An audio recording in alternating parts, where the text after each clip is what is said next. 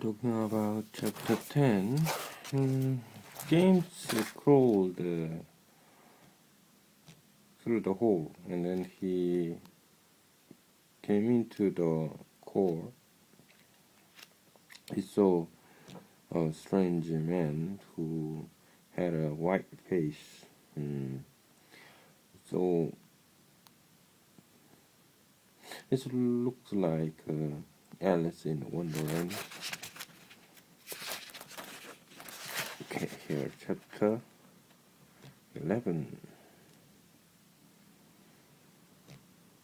James' large, frightened eyes traveled slowly around the room.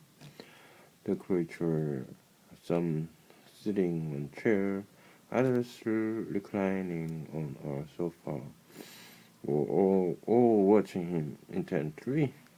Creature? No, were they insects? An insect is usually something rather small.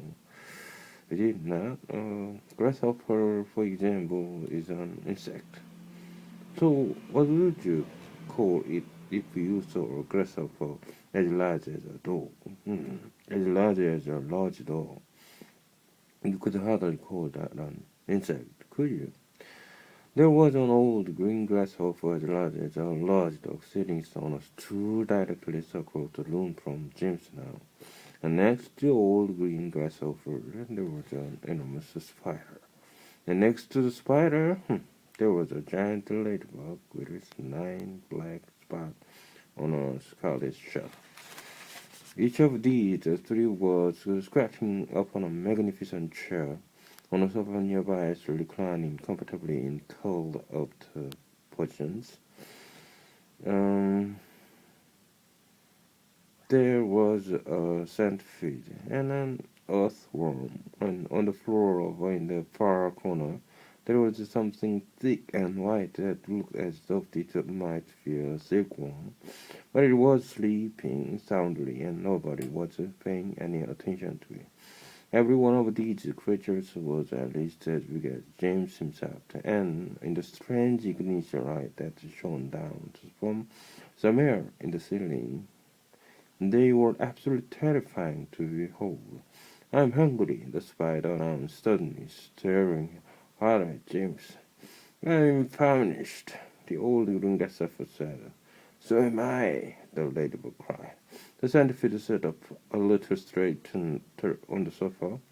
"Everyone's famished," he said. "We need food." 4 pairs of round black-lashed eyes were all fixed up on James. The centipede made a wriggling movement with its body as though he were about to glide off the sofa, but he didn't.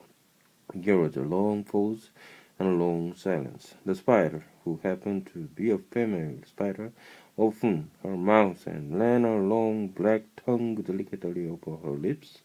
"Aren't you hungry?" she asked suddenly, leaning forward and addressing herself to James. For James was backed up against a far wall, and shivering stood with a bright and much too terrified to answer. "What's the matter with you, the old green grass hopper?" asked. "You look positively ill."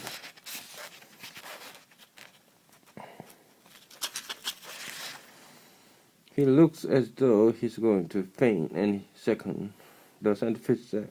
"Oh, my goodness, the poor thing," the ladybug cried. "I do believe he thinks it's him that we are wanting to eat." There was a roar of laughter from all sides. Oh dear," they said. "But an awful thought, and you mustn't be frightened," the ladybug said kindly. "We wouldn't dream of hurting you. You are one of us now. Didn't you know that? You are one of the crew. We're all in the same boat, and we've been waiting for you all day long." The old green grasshopper said, "We thought you were never going to turn up. I'm glad you made it. So cheer up, my boy, cheer up," the centipede said. "And meanwhile, I wish you to come over here and give me a hand with these boots. It takes me hours to get them all off by myself." Centipede putting on boots? Very funny. Anyway, so quite interesting. A little bit, yes, interesting story in it. Big insects in the China.